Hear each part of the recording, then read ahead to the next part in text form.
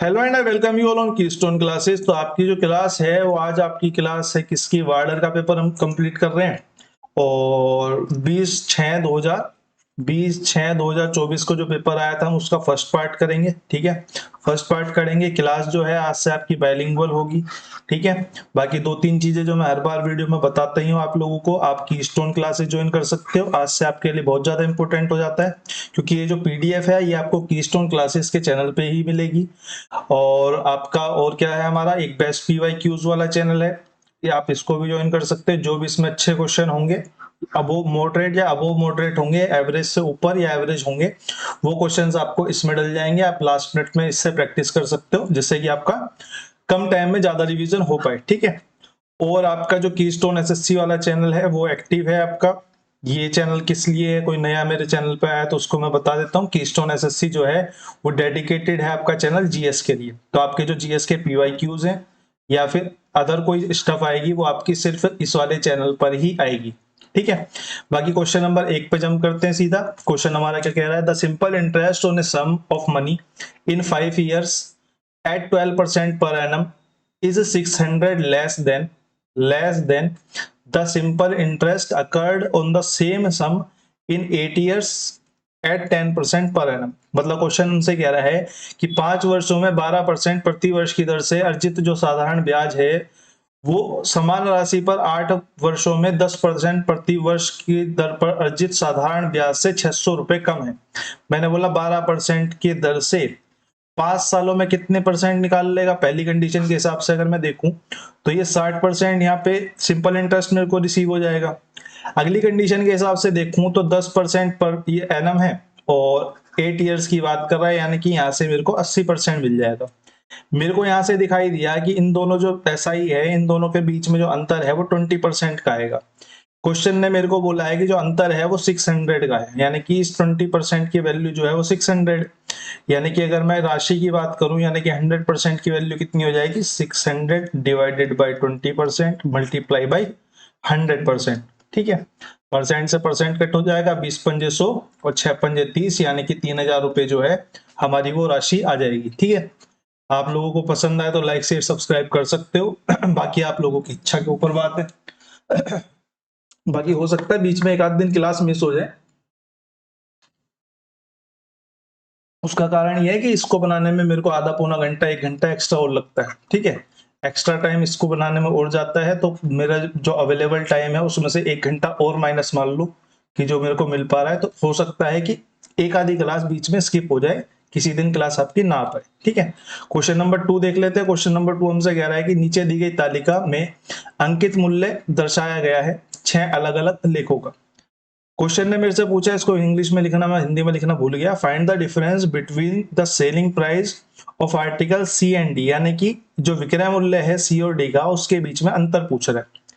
मैंने बोला सी मेरे को यहाँ दिख रहा है, डी मेरे को यहाँ दिख रहा है। मैंने बोला अगर मार्क प्राइस इसका 8000 है, 25% का डिस्काउंट दे रहा है, तो मैं सीधा ये कह सकता हूँ कि 8000 पे 25 का डिस्काउंट देके जो सेलिंग प्राइस बनेगा वो 75% बनेगा। परसेंट का निशान हटाने के लिए नीचे 100, 2 जीरो से 2 जीरो काट देंगे, 8 सत्ते 56 और 8 पंजे 40, यानी कि सेलिंग प्राइस कितना हो जाएगा, 6000 हो जाएगा। अगर मैं सेकंड कंडीशन की बात करूं, कि डी का जो सेलिंग प्राइस है वो निकालना है हमें। मार्क प्राइस हमको 5500 पता है, जो हमें डिस्काउंट दिया गया है वो 30% है। अगर 30% डिस्काउंट दिया गया है तो हम यहीं से सोच सकते हैं कि जो आपका सेलिंग प्राइस होगा वो 70% ऑफ मार्केट प्राइस होगा या अंकित मूल्य का होगा। 5500 रुपये 30% का अगर डिस्काउंट दिया जाता है तो 70% अपॉन में 100 और डिवाइड, इससे डिवाइड हो जाएगा।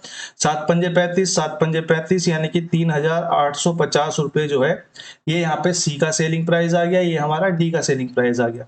इन्हीं के बीच में डिफरेंस की पूछ रहा था हमसे, तो हम बोलेंगे 6000 माइनस में 3850, ये हमारा आ जाएगा कितना, 3150 रुपए जो है वो हमारा यहाँ पे करेक्ट आंसर हो जाएगा। ऑप्शन नंबर, ऑप्शंस आपके यहाँ दिए हुए हैं, option number B, sorry C, option number C जो है वो हमारा यहाँ पे करेक्ट आंसर हो जाएगा। क्वेश्चन नंबर 2 के बाद क्वेश्चन नंबर 3 देख लेते हैं। 35 metre a rectangular strip 35 metre into 7 metre is rotated about the longer side. ये ध्यान रखना है कि इस क्वेश्चन में किस साइड के अराउंड जो है वो घुमा रहा है, ठीक है। Find the total surface area are of the solid is generated, 10 generated, ठीक है। तो हमें क्या पता करना है, ठोस की कुल सतह ज्ञात करनी है जो 35 इंटू 7 को रोटेट करके, 35 के रोटेशन में। देखो मैं आपको समझाता हूँ। जैसे कि हमारा ये है, ये हमारी सॉलिड स्ट्रिप है, ये हमारी सॉलिड स्ट्रिप है, ये 35 है और ये 7 है, ठीक है। मैंने इसको पूरा घुमा दिया। आप कोई भी, आप अपने यहाँ पे कोई शैम्पू का पाउच पड़ा हो या कोई विजिटिंग कार्ड पड़ा हो, वो कार्ड होते हैं ना छोटे छोटे से जिन पे नंबर वगैरह होते हैं कंपनीज वगैरह के, वो आप देखोगे, आप उन्हें घुमा के देखोगे तो आपको पता चलेगा कि जो एरिया कवर होगा ना वो अब एक्चुअल में सिलेंडर की शेप में हो जाएगा। यानी कि 2D फिगर से, ये 2D फिगर से 3D फिगर में कन्वर्ट हो जाएगा। 3D फिगर में कन्वर्ट होते ही ये जो है वो सिलेंडर बन जाएगा, ये जो है वो सिलेंडर बन जाएगा, ठीक है। अगर ये सिलेंडर बन जाएगा और मैंने 35 के अराउंड घुमाया है तो ये 35 तो मेरी हाइट बन जाएगी, और जो स्मॉलर साइड है, ये जो स्मॉलर साइड है ये हमारी आर बन जाएगी 7 सेंटीमीटर, क्योंकि ये 2 बार घूम जाएगा। यहाँ पे हो जाएगा एक और, ठीक है। पूरा घूमने पे तो सेंटर पे एक पॉइंट रहेगा, ये अगर सेंटर पे पॉइंट रहता है तो ये घूम के इधर की तरफ भी आएगा। इस तरीके से ये आपका जो है आर जो है वो 7 सेंटीमीटर बन जाएगी इसकी। मेरे से क्या पूछा है, मेरे से पूछा है टोटल सरफेस एरिया पूछा है। हमें पता है टीएस से, क्योंकि अब ये जो है 2D से 3D में चेंज होके ये हमारा क्या बन गया है, बेलन बन गया है। अगर ये हमारा बेलन बन गया है तो हमारा इसका टीएस से पता होना चाहिए। हम इसका टीएस से होता है 2 पाई आर एच प्लस में आर, ठीक है। बाइफरकेट करके बताने की जरूरत नहीं है कि कैसे निकलता है, क्योंकि हम एग्जाम अप्रोच की बात कर रहे हैं।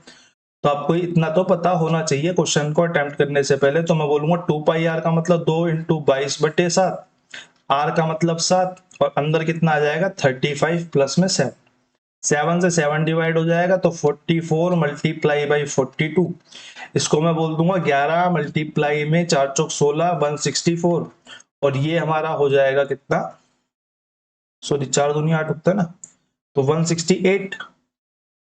इकाई का अंक मेरा 8 आएगा, 2 ऑप्शन में आ रहा है, और 16,880 से तो कम आएगा, 1680 से ज्यादा आएगा, ये तो कम है, तो आंसर मेरा कितना हो जाएगा 1848।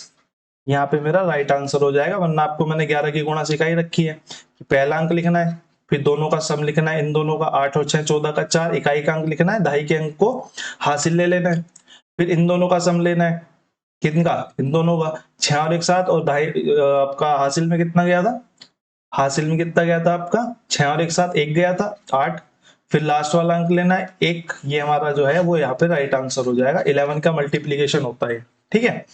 क्वेश्चन नंबर 4 पे चलते हैं। क्वेश्चन नंबर 4 कह रहा है what is 25% of the average of 2 consecutive even numbers if the first even number is e। मेरे से कह रहा है 25% जो एवरेज है, एवरेज का 25% क्या होगा 2 कंसेक्यूटिव नंबर का जो कि इवन है और स्टार्ट होते हैं ई से। मेरे को पता है कंसेक्यूटिव नंबर है तो ई, और ई प्लस में 2 होगा, ई और ई प्लस में 2 का कंसेक्यूटिव इवन नंबर्स हैं तो 2 ऐड होगा, ठीक है, 2 नंबर हो गए। अगर मेरे को इनका एवरेज का 25% निकालना है तो मैं इनका एवरेज कैसे निकालूंगा, मैं इन दोनों को जोड़ दूंगा, ई प्लस 2, तो ये हो जाएगा हमारा 2e प्लस 2। इसको मैं आगे लिख सकता हूँ, 2 को अगर मैं भाग लिया हूं तो e प्लस 1, ये तो मेरा टोटल आ गया। अगर मैं एवरेज की बात करूं तो एवरेज क्या हो जाएगा, एवरेज टोटल अपोन में नंबर कितने हैं 2 है, तो ये मेरा एवरेज आ गया e प्लस में 1, और इसका 25% निकालना है, यानी कि 25% कितना होता है हमारा 1/4, यानी कि मैं इसमें सीधा मल्टीप्लाई कर देता हूं, किसकी 1/4 की मल्टीप्लाई कर देता हूं, तो आंसर कितना हो जाएगा हमारा e प्लस 1 डिवाइडेड बाई 4 हमारा आंसर आ जाएगा। जो स्लैश का निशान होता है डिवाइड का निशान होता है, ठीक है। क्वेश्चन नंबर 4 के बाद क्वेश्चन नंबर 5 पे चलते हैं। सिंपल सा क्वेश्चन है, इसमें कुछ कराने की जरूरत है नहीं, सिंपल सा इन दोनों को ऐड करना है, क्योंकि जो अंडर रूट में वैल्यूज हैं वो जो है वो सेम है, तो डायरेक्ट ऐड हो जाएंगे। तो 5 7 और 5 12 का 2, यानी कि 2 वाला आंसर होगा, यानी कि 26.2 जो है वो हमारा यहाँ पे राइट आंसर हो गया, ऑप्शन नंबर सी, ठीक है। क्वेश्चन नंबर 5 के बाद क्वेश्चन नंबर 6 पे चलते हैं। क्वेश्चन नंबर 6 कह रहा है the compound interest on 30,000 for 9 months time की बात कर रहा है एट 16% पर एनम, यानी कि रेट की बात कर रहा है। अब रेट पर एनम में है यहाँ पे 9 मंथ से, तो आगे कुछ ना कुछ और इंटरेस्टिंग हो गई। Interest being compounded quarterly, quarterly का मतलब है हर 3 महीने में एक बार इंटरेस्ट लेता है, यानी कि साल में अगर मैं बोलूं तो 3-3 महीने में इंटरेस्ट लेगा तो 4 बार इंटरेस्ट ले लेगा। अगर 4 बार इंटरेस्ट ले लेगा तो जो रेट है वो भी 4 बार में टूट जाएगी, तो मैं बोलूंगा हर क्वार्टर का जो इंटरेस्ट का रेट है वो 4% आ जाएगा। हर क्वार्टर का जो रेट का इंटरेस्ट है वो आपका 4% आ जाएगा। अगर ये 4% आ जाता है तो मैं बोलूंगा कि 9 महीने की बात है तो 3 महीने होगा, और 4% और 4% और 4% की रेट लगेगी। तो मैं बोलूंगा भैया मेरा ये जो फॉर्मूला ये तो मेरी मुंह जुबानी याद हो ही चुका है मेरे को। मुझे ऐसा लगता है कि मैक्सिमम लोगों को ये फॉर्मूला तो मुंह जुबानी याद हो गया होगा। तो मैं अगर इस पे ये वाला फॉर्मूला लगाऊंगा तो 4 और 4 8 और 4 चौक 16, 100 नीचे आएगा, ये जो 100 नीचे आएगा उससे डिवाइड हो जाएगा तो वो 0.16 हो जाएगा, यानी कि मैं इसे सीधा बोल सकता हूँ कि 8.16 हो जाएगा। ठीक है, अब एक बार मैंने 2 पे लगा दिया, एक बार मैं अगले 2 पे लगा देता हूँ, एक बार मैं नेक्स्ट 2 पे लगा देता हूँ। अगर मैं इसको डायरेक्ट लिख दूंगा 8 और 4 12.16 तो कुछ गलत थोड़ी ना है, ये a प्लस बी की वैल्यू हो गई। अब यहाँ पे और डाल देते हैं, अगर यहाँ पे डालेंगे तो 8.16 multiply by 4 divided by 100, direct multiply कर लेता हूँ। डायरेक्ट मल्टीप्लाई करूंगा तो 6 चौक 24 का 4, 2 हासिल, 4 एकम 4 और 2 6 और 8 चौक 32, यानी कि 3264 आ जाएगा। 2 अंक यहाँ पे पॉइंट के हैं, ये 100 भी 2 अंक और धर ले आएंगे तो ये कितना आ जाएगा 0.3264। 0.3264 जो है ये आ जाएगा, यानी कि यहां से कितना आ जाएगा, a प्लस बी की वैल्यू ये थी, a मल्टीप्लाई बी बाई 100 की वैल्यू कितनी आ गई 0.328 अगर मैं इन दोनों को ऐड करता हूं तो मेरे को मिलता है कितना 6 4 6 और 8 और 4 और पॉइंट और 12। मेरे से जो है निकटतम में पूछा है तो मैं एक काम करता हूँ ना, मैं इसको इतने झंझट में क्यों पड़ता हूँ, इसको बोल देता हूँ नियर बाई में जो है ये 12.5 है, यानी कि जो भी निकल के आएगा वो थोड़ा सा ज्यादा निकल के आएगा एक्चुअल से। तो मैं बोल देता हूँ प्रिंसिपल कितना है मेरा, 100% की वैल्यू कितनी है मेरे को यहाँ पे दी हुई है 30,000। 30,000 तो मैं बोलूंगा मेरे को इतने की निकालनी है 12.5% की वैल्यू, 12.5% की निकाल देते हैं तो कितनी हो जाएगी 30,000, sorry 30,000 multiply by sorry divided by 100% multiply by 12.5%। Point को हटाऊंगा 1 जीरो लगेगी, 3 जीरो से 3 जीरो कैंसिल हो जाएंगी, और 12 दूनी 24, 12 तिया 36 और 5 तिया 15।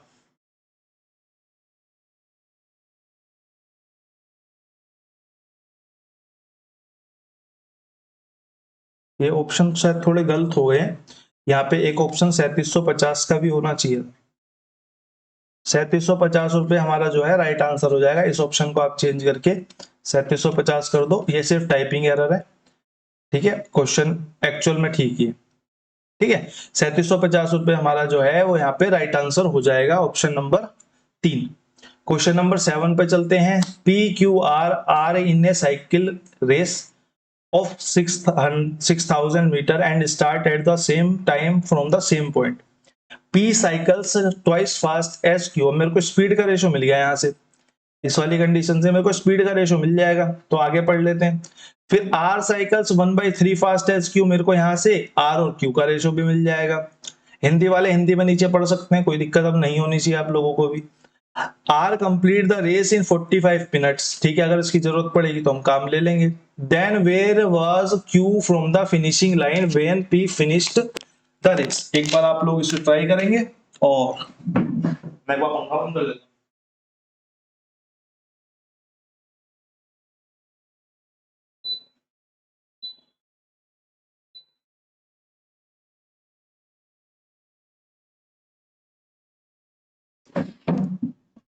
आई होप आप लोगों ने पॉज करके इसे ट्राई कर लिया होगा। कर लिया तो फिर हम आगे बढ़ते हैं। क्वेश्चन में हमें क्या दिया हुआ है कि पी क्यू की तुलना में 2 गुनी तेजी से साइकिल चलाता है। पी जो है वो क्यू की तुलना में 2 गुनी तेजी से साइकिल चलाता है, यानी कि स्पीड का रेशो कितना हो गया, पी का 2 क्यू का 1। ठीक है, अब अगली कंडीशन में बोला आर क्यू की तुलना में, आर क्यू की तुलना में 1/3 गुना तेजी से साइकिल चलाता है। 1/3 यहां से पढ़ लेते हैं, R cycles 1/3 as fast as Q।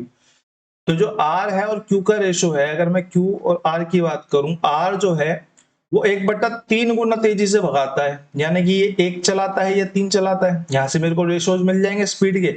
मैंने बोला कंबाइंड रेशो की अगर मैं बात करूं PQR की, तो ये जो रेशो बनेंगे स्पीड के, ये बनेंगे 2:1 और 3:1, यानी कि ये 6, ये 3 और ये 1।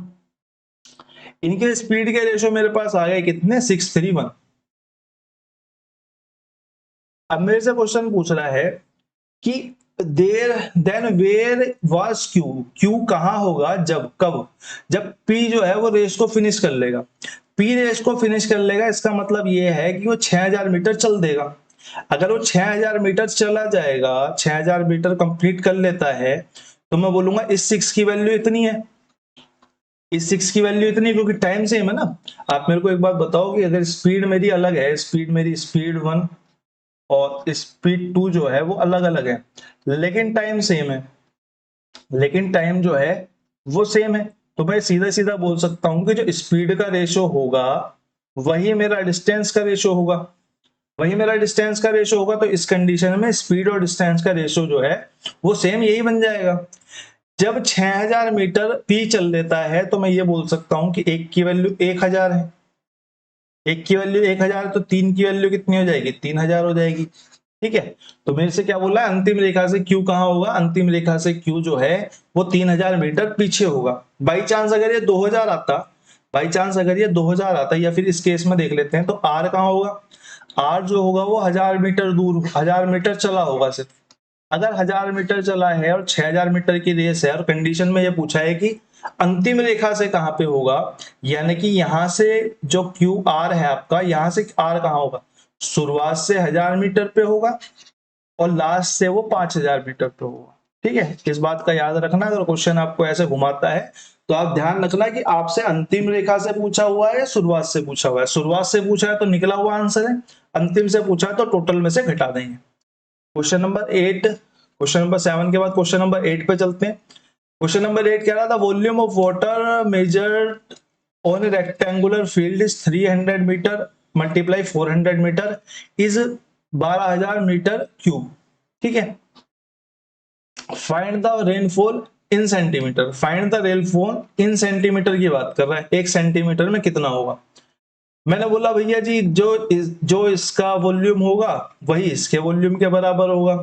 मैंने बोला 300 मीटर मल्टीप्लाई 400 मीटर और इज इक्वल टू कितने के, 12000 मीटर के। यही बात है, यही सही बात है। ठीक है, लेकिन यहाँ पे कुछ क्या होगा, यहाँ पे रेनफॉल का भी कुछ होगा मेजरमेंट, वो उसके लिए एक्स रख लेते हैं। 12000 मीटर क्यूब है, तो मैं इससे सीधा बोलूंगा 1 मीटर में कितने सेंटीमीटर होते हैं, 1 मीटर में हमारे सेंटीमीटर होते हैं 1000, नहीं सॉरी, 1 मीटर क्यूब में कितनी वर्षा होती है, 1 मीटर क्यूब में, 1 मीटर क्यूब में कितने मीटर वर्षा होती है, 1000 सेंटीमीटर। ठीक है, 1000 सेंटीमीटर जो है हमारी वर्षा होती है, ये पानी का मेजरमेंट है। ठीक है, 1000 से मल्टीप्लाई कर देंगे तो 2 जीरो और 2 जीरो, 1 2 जीरो 1 2 जीरो, ये खत्म हो जाएंगे आपस में, ये आपस में जो है वो खत्म हो जाएंगे। क्या कुछ गलत कर दिया क्या मैंने, नहीं करा तो ठीक है, 1 सेकंड रुक जाओ, ये लिखने में कुछ गड़बड़ हो गई शायद, वो हटा देते हैं।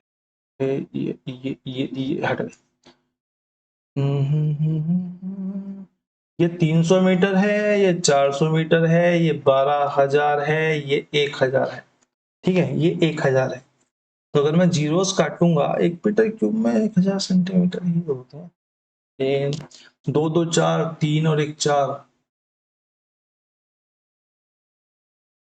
नहीं 1 मीटर क्यूब में 100 सेंटीमीटर होते हैं, 100 सेंटीमीटर वर्षा होती है। 100 सेंटीमीटर, 100 सॉरी, उसके लिए मैं माफी चाहता हूँ कि 1 मीटर क्यूब में 100 सेंटीमीटर, 1 मीटर में 100 सेंटीमीटर होता है ना, मल्टीप्लाई 100 हो जाएगा।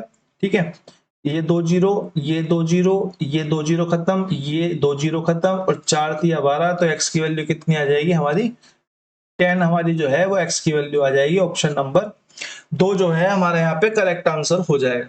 ठीक है, क्वेश्चन नंबर 8 के बाद क्वेश्चन नंबर 9 पे चलते हैं। डिसोनेट शॉपकीपर का क्वेश्चन कुछ एक दो पेपर से फेवरेट चल रहा है। ठीक है,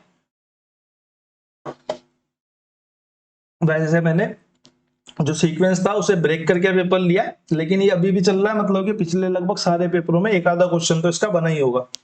एक बार समझ लेते हैं क्या कह रहा है। A dishonest shopkeeper sells his grocery using weight 10% less. 10% less का क्या मतलब है, इसको देखते मेरे को समझ में आना चाहिए कि 100% के तो पैसे ले रहा है, लेकिन एक्चुअल में जो उसे दे रहा है वो 90% दे रहा है, 10% लेस दे रहा है। यानी कि उस बंदे का जो सीपी है वो कितना, शॉपकीपर का सीपी जो है वो 90 होगा, और शॉपकीपर सेलिंग कितना ले रहा होगा, वो 100% ले रहा होगा। ठीक बात है। Then the true weight and makes a profit of 25%। यानी कि एक्चुअल सीपी अगर उसका 100 होता तो प्रॉफिट के साथ जो एसपी लेता वो 125 लेता। बस सीपी सीपी एसपी एसपी लिखने। भाई मैं सीपी बोलूं एसपी बोलूं, मैंने बोला सीपी पहली कंडीशन में क्या है कि 90 के पैसे 90 के चीज को 100 में बेच रहा है, यही तो कर रहा है ये। सेकंड वाली कंडीशन से क्या वर्क कर रहा है कि 100 की चीज है उसे 125 में प्रॉफिट पे बेच रहा है। बस ये परसेंट उसमें है, रेशोज में काटते हुए चलते हैं। 2 जीरो से 2 जीरो खत्म, 5 से 5 दूनी 10 और 5 25, और 5 एकम 5 और 5 अट्ठे 40। यानी कि अगर मैं प्रोडक्ट की बात करूं तो फाइनल में क्या हो रहा है कि 18 से चीज की जो खरीदी थी उसे 25 में बेच रहा है। कितने का प्रॉफिट हुआ, 7 का प्रॉफिट हुआ। 7 का प्रॉफिट कितने पे हुआ, एक्चुअल सीपी कितना निकल के आया 18, मल्टीप्लाई बाई 100, 2 से काटेंगे 50 तो ये आ जाएगा 350 अपॉन में 9। 9 से काटेंगे तो 9 तिया 27, 9 चौक 36, तो 9 तिया 27। ठीक है, 9 तिया 27 से कितना बचेगा हमारा, 27 से बचेगा हमारा 8, तो 9 अट्ठे 72। 9 ने 81 ज्यादा हो जाएगा तो 9 अट्ठे 72, 38 पॉइंट समथिंग हमारा आंसर होगा। 38.89% जो है हमारा राइट आंसर हो जाएगा। इससे आगे हमें डिवाइड करने की जरूरत इसमें नहीं पड़ेगी। ठीक है, क्वेश्चन नंबर 9 के बाद क्वेश्चन नंबर 10 की तरफ चलते हैं। Question number 10, how much should be added to each term of 4:7 so that it becomes 3:4। Simple सा क्वेश्चन है, बस ऑप्शन उठाओ, इसमें ऐड करते देखते चले जाओ। जैसे कि मैंने बोला भैया 4 और रेशो 7 थी, मैं अगर इसमें ऐड कुछ करता हूं क्या वो 3 बनेगा। मेरे को बस सबसे पहले ये चेक करना पहली टर्म बननी है नहीं बननी है। सबको ये नहीं करना कि 7 और 4 11 लिख लिया, फिर 7 तो 7 दूनी 14 लिख लिया, फिर इनको काट के देखा। नहीं, मैंने बोला 7 जब मैं इसमें ऐड करूंगा तो ये 11 बन जाएगा। 11 किसी भी हालत में 3 के उसमें फ्रैक्शन में तो नहीं आएगा। फिर अगर मैं 4 ऐड करता हूं तो कितना बन जाएगा, 8 बन जाएगा, फिर 3 के फ्रैक्शन में नहीं आएगा। फिर अगर मैं 5 ऐड करता हूं तो ये बन जाएगा कितना, सॉरी 4 ऐड करता हूं तो 7 बनेगा, 4 ऐड करता हूं तो 7 बनेगा, और 5 ऐड करता हूं, सॉरी 8 ही तो बनेगा, ये वाली लेनी है ना हमें तो। और अगर मैं 5 ऐड करता हूं तो 9 बनेगा। अब ये जो 9 बन रहा है 3 के टर्म्स में आ सकता है, तो मैं इसका अगला भी चेक करूंगा कि 5 में अगर 7 ऐड करता हूं तो 12 बनेगा। अगर मैं इसको काट के देखूं तो 3 और 4 का रेशो आ जाएगा जो कि हमारा जस्टिफाइड हो जाएगा। तो हमारा आंसर कितना हो जाएगा, ऑप्शन नंबर सी यानी कि 5 हमारा यहाँ पे राइट आंसर हो जाएगा। ठीक है, क्वेश्चन नंबर 11 पे चलते हैं। क्वेश्चन नंबर 11 थोड़ा ठीक है। क्वेश्चन हमारा कह रहा है कि a student was asked to divide a number by 8। एक स्टूडेंट को एक नंबर को 8 से डिवाइड करने को कहा गया और फिर उसमें 16 ऐड करने को कहा गया। And add 16 to the quotient, जो बचा हुआ है उसके अंदर 16 ऐड करने को कहा गया। हिंदी में लोग, हिंदी के जो बच्चे हैं वो अपना पढ़ सकते हैं, नीचे आपका हिंदी में भी दिया हुआ है, ऊपर मैं इंग्लिश पढ़ रहा हूं। ठीक है, he however first added 16 to the number then divided by the 8। यानी कि दो कंडीशंस है। ठीक है, गेटिंग ए रिजल्ट ऑफ 102। यानी कि मेरे से क्वेश्चन क्या कह रहा है, दोनों कंडीशन मैंने पढ़ ली तो मैं लिख लेता हूं। एक स्टूडेंट को डिवाइड करने को आ गया, लेट्स सपोज कि नंबर जो है वो एक्स है। एक्स देख के डरना नहीं है, एक्स का कोई ज्यादा खास रोल है नहीं। ठीक है, अगर मैं आपको एक्स बोल के कराता हूं तो उसका ज्यादा खास रोल नहीं होता, और अगर मैंने बोल दिया कि इसमें एक्स से नहीं होगा तो नहीं होगा, फिर वो बात वहीं की वहीं खत्म हो जाती है। मेरे को नहीं लगता कि वो क्वेश्चन एक्स से हो सकता है बिना एक्स के।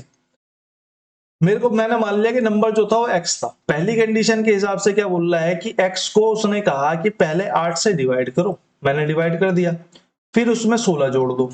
लेकिन बच्चा निकला बेवकूफ, बच्चे ने क्या काम करा कि उन्होंने बोला बराबर तो बात है, जैसे हम लोग करते ही हैं, बराबर तो बात है, मैं एक काम करता हूं, पहले इसमें 16 जोड़ देता हूं, फिर इसे 8 से डिवाइड कर देता हूं।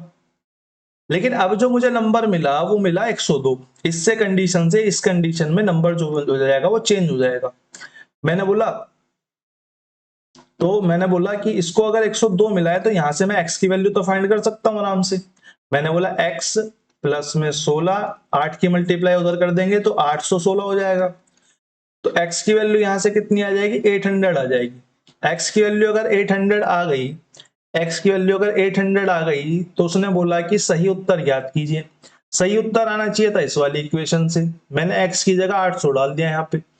800 बटे में 8 प्लस में 16, यानी कि अगर मैं डिवाइड करूंगा तो कितना आंसर आ जाएगा, 116 हमारा जो है वो राइट आंसर आ जाएगा। ठीक है, तो इस वाली कंडीशन से इस वाली कंडीशन में चेंज हो जाता है। ठीक है, ये आपके लिए भी सबक है कि ऐसी गलतियां ना करा करें। ठीक है, क्वेश्चन नंबर 11 के बाद क्वेश्चन नंबर 12 पे चलते हैं। क्वेश्चन नंबर 12 हमारा कह रहा है कि एक समांतर चतुर्भुज की एक भुजा 22 सेंटीमीटर है, विपरीत दिशा से इसकी दूरी जो है वो 8 सेंटीमीटर। दूरी जो होता है वो हमारा हाइपोटेनियस बोल रहा हूं, परपेंडिकुलर होता है। ठीक है, तो पैरेललोग्राम में अगर आपको एक साइड दी हुई है और उस पर आपको परपेंडिकुलर डाला हुआ है तो हमारा एरिया ऑफ पैरेललोग्राम क्या हो जाता है, बेस इंटू में हाइट। ठीक है, बेस इंटू में हाइट हो जाता है।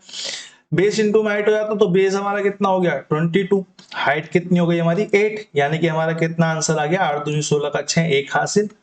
और 176 सेंटीमीटर स्क्वायर जो है वो हमारा यहाँ पे राइट आंसर हो गया ऑप्शन नंबर 2, ऑप्शन नंबर 4। ठीक है, क्वेश्चन नंबर 12 के बाद क्वेश्चन नंबर 13 पे चलते हैं। एक बार आप लोग पढ़ लीजिए, सिंपल सा क्वेश्चन है।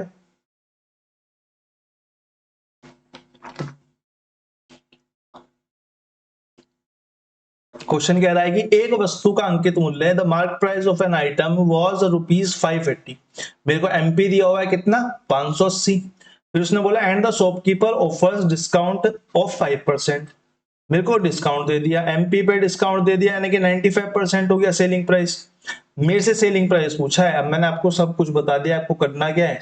तो ये क्वेश्चन आपके होमवर्क में हो गया, पहला एक ही क्वेश्चन हुआ है आज होमवर्क में। ठीक है, क्वेश्चन नंबर 14 पे चलते हैं। क्वेश्चन नंबर 14 वैसे मैं इसे होमवर्क में देता पर मैं इसे कराऊंगा, क्यों अभी पता चल जाएगा। Two train length 160 metre and 180 metre long, length कितनी है 160 180। तो हमें पता है लेंथ दिया तो ये तो ऐड होंगी ही होंगी, कुछ भी हो ट्रेन का क्वेश्चन है, लेंथ दी हुई है तो ये तो हमें ऐड करनी पड़ेगी। अब उसने आगे कहा are running on parallel tracks, मतलब कि समांतर पटरियों पे दौड़ रही हैं, किस डायरेक्शन में, सेम डायरेक्शन में। सेम डायरेक्शन देखते ही मेरे को समझ में आ जाना चाहिए कि जो स्पीड्स हैं वो आपस में स्पीड्स का अंतर निकलेगा। With the speed of 96 metre and 60 metre respectively, in how many seconds will they cross each other. मैंने बोला अगर सेम डायरेक्शन में चल रही है स्पीड माइनस होंगी, तो मैंने बोला स्पीड का जो अंतर आएगा वो कितना आएगा 36 मीटर पर सेकंड आएगा। अगर मैं डिस्टेंस की बात करूं कितना हो जाएगा 160 प्लस में 180, और स्पीड की बात करूं तो 36 मीटर पर सेकंड। तो मेरे से टाइम ही तो पूछ रहा है, तो टाइम हमारा क्या होता है, टाइम हमारा होता है डिस्टेंस अपॉन में स्पीड। तो ये हमारा डिस्टेंस हो गया, ये हमारी स्पीड हो गई। अगर मैं इसको जोड़ता हूं तो ये बनता है 340 अपॉन में 36, और जब मैं इसको काटता हूं तो ये 9 पॉइंट समथिंग जो है वो मेरा राइट आंसर निकाल के देता है, जो कि आपके ऑप्शंस में नहीं दिया गया था। ठीक है, तो ये आपके ऑप्शंस में दिया ही नहीं गया था, तो ये क्वेश्चन जो है वो आपका सभी को नंबर मिलेगा और ये आपका क्वेश्चन गलत हो जाता है। वैसे इसका आंसर ठीक है निकलेगा, लेकिन ऑप्शंस में नहीं दिया हुआ है। ठीक है, दो तरीके के गलत क्वेश्चन होते हैं, एक तो जिनका आंसर फाइंड ही नहीं कर सकते आप, जिसमें कि डाटा इनसफिशिएंट होता है। एक क्वेश्चन वो होते हैं जिनमें डाटा सफिशिएंट होता है, सब कुछ ठीक होता है, लेकिन ऑप्शंस में आंसर नहीं दिए होते। ठीक है, तो ये क्वेश्चन जो है वो ऑप्शंस में आंसर नहीं दिया इसलिए गलत है। क्वेश्चन नंबर 15 पे चलते हैं। क्वेश्चन नंबर 15 कह रहा है कि how many runs on average does a team need to score per over to reach total of 245 runs in 20 over match. मेरे से सिर्फ एवरेज पूछा है, इसमें कुछ करने लायक तो है नहीं।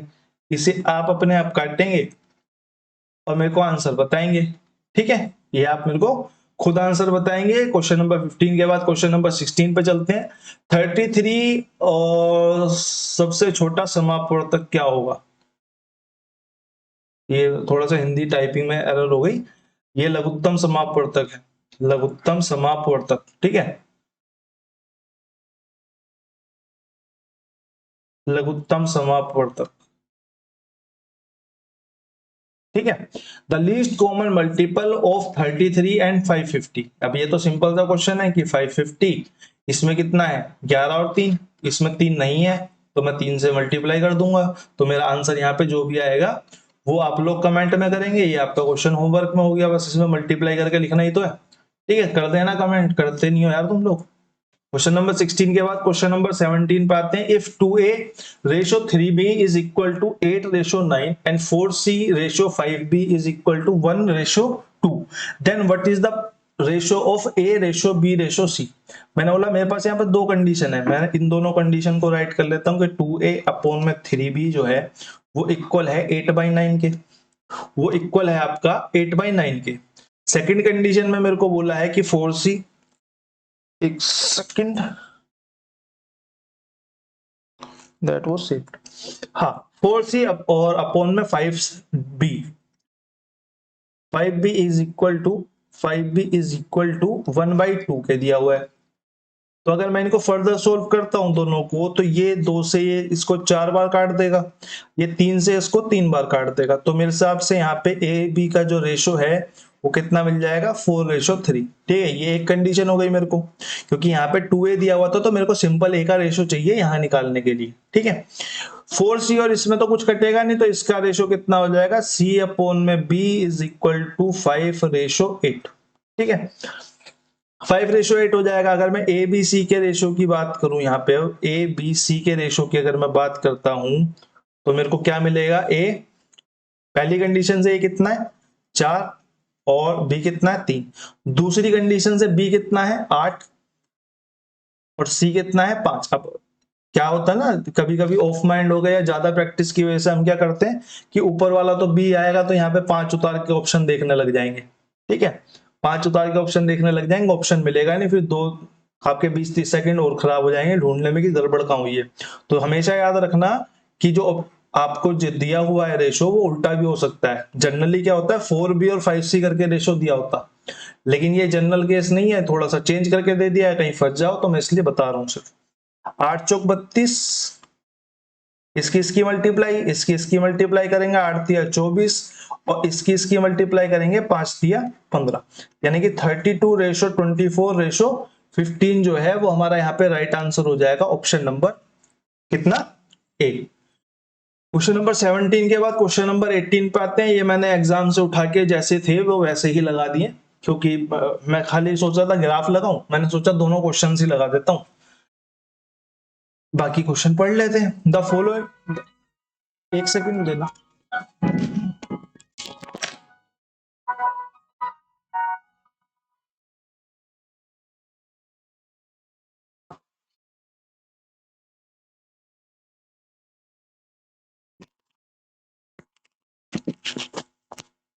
हाँ जी, the following pie chart shows the percentage distribution, एक सेकंड जी,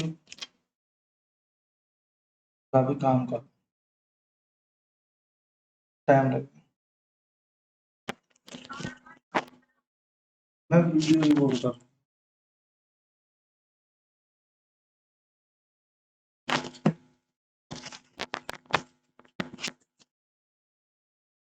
हाँ जी, the following pie chart shows the percentage distribution of the expenditure incurred in a publishing of a book, study of the pie chart and answer the question. मेरे को pie chart दिया हुआ है और pie chart मेरे को percentage में दिया हुआ है, तो मैंने बोला सारे की जो परसेंटेज की वैल्यू होगी वो 100% होगी, भाई पूरा पाई चार्ट 100% में डिस्ट्रीब्यूट होगा।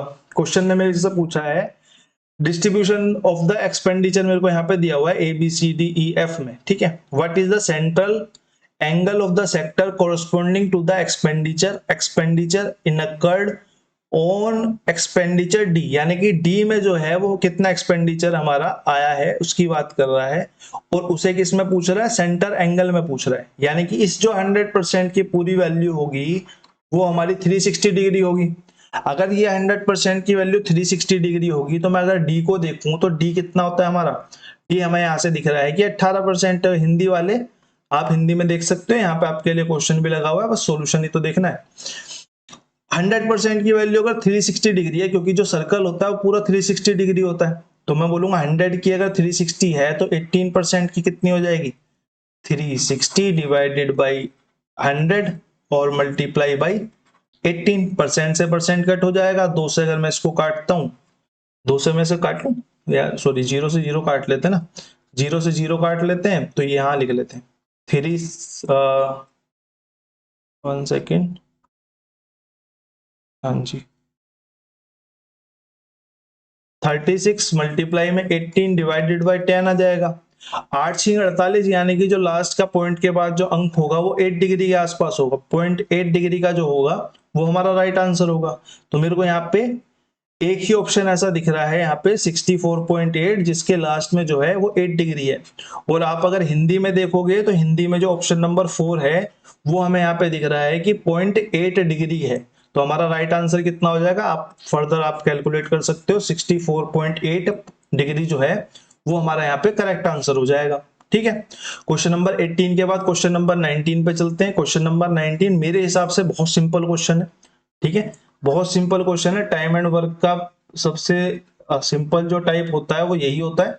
3 आदमी दिए हुए हैं आपको, राजन एक दीवार को 36 घंटे में पेंट करता है, आनंद उसी दीवार को 24 घंटे में पेंट करता है, सोहन एक दीवार को 18 घंटे में पेंट करता है। यदि वे सभी एक साथ काम करते हैं तो वे दीवार को कितने समय में पेंट कर सकते हैं। ठीक है, कोई दिक्कत वाली बात ही नहीं है, वो मेरे हिसाब से इसे होमवर्क में रख लो, दिक्कत वाली तो कोई बात नहीं है। तीनों से आप टोटल वर्क निकाल लोगे, टोटल वर्क से आप इंडिविजुअल वर्क निकाल लोगे, इंडिविजुअल वर्क को ऐड करके टोटल वर्क से डिवाइड कर देंगे और आपका आंसर जो है वो यहाँ पे आ जाएगा। क्वेश्चन नंबर 19 के बाद क्वेश्चन नंबर 20 पे आते हैं। क्वेश्चन नंबर 20 क्या कह रहा है, एक शहर की कुल जनसंख्या 7000 है, पुरुषों और महिलाओं की संख्या में क्रम से 5% और 10% की वृद्धि होती है, परिणाम स्वरूप जनसंख्या जो है वो 75,000 हो जाती है।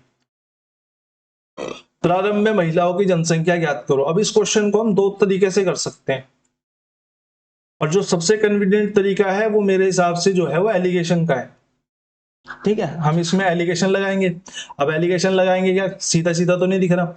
मैंने बोला मेरे को यहाँ पे पुरुषों की जनसंख्या दी हुई है, मेरे को यहाँ पे महिलाओं की जनसंख्या में वृद्धि दी हुई है, क्या मैं यहाँ से टोटल की जनसंख्या में वृद्धि निकाल सकता हूँ। मैंने बोला हाँ यार, 7000 पहले थी, 7500 बाद में हो गई, तो 500 की वृद्धि हो गई। 500 की वृद्धि कितने पे हो गई, 7000 पे हो गई।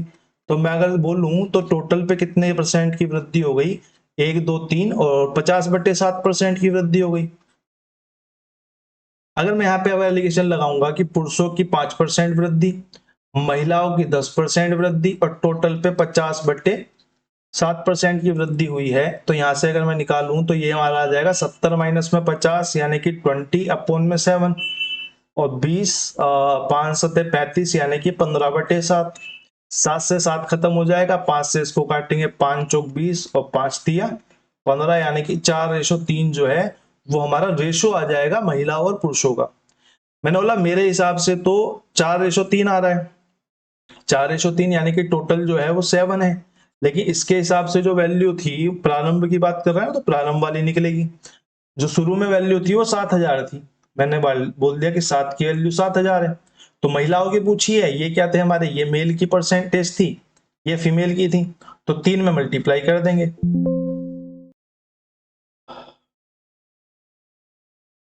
अरे क्या हो गया,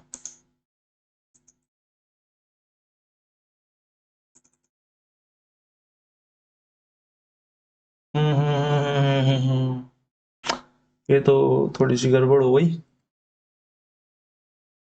ऐसे चल सकता है क्या पेन, नहीं लग रहा, पेन नहीं चलेगा यार। अगर मैं कीप करता हूँ डिस्कार्ड करता हूँ तो गड़बड़ हो जाएगी, क्योंकि मुझे आपको पीपीटी भी देनी है वाली। तो मैं आपको वैसे ही बताता हूँ कि 7 की जो वैल्यू है, अगर 7000 है तो यहाँ से आप लिख लो 1 की वैल्यू जो होगी वो 1000 होगी। एक की वैल्यू 1000 होगी तो 3 की वैल्यू कितनी हो जाएगी, 3000 हो जाएगी। क्वेश्चन में कुछ बचा नहीं था, वो तो शुक्र की बात है। और ऑप्शन नंबर 2 जो है वो आपका यहाँ पे राइट आंसर हो जाएगा। ठीक है, थोड़ी बहुत हैबिट की दिक्कत होती है, हैबिट बन जाएगी तो फिर कोई दिक्कत होगी नहीं। हमेशा कीप करके आपको ये पीडीएफ जो है वो कीस्टोन क्लासेस वाले चैनल पे डाल देता हूँ, आप वहां से अपने क्वेश्चंस कर सकते हो। जो भी 2-3 अच्छे क्वेश्चंस हैं उन्हें मैं आपके बेस्ट पीवाईक्यूज वाले में डाल दूंगा। आप अगर उसमें ज्वाइन हो तो वेल एंड गुड है, आपकी प्रिपरेशन के लास्ट टाइम पे आपको जरूर बूस्ट मिलेगा उससे, इस बात की गारंटी तो मैं देता हूँ। ठीक है, बाकी आप लोगों से फिर कल मुलाकात होगी या शाम को होगी, देखते हैं जैसे भी होता है। ठीक, और यहाँ से इसको कीप कर लेते हैं। ठीक है, बाकी आप पढ़ते रहिए और हम मिलते रहेंगे।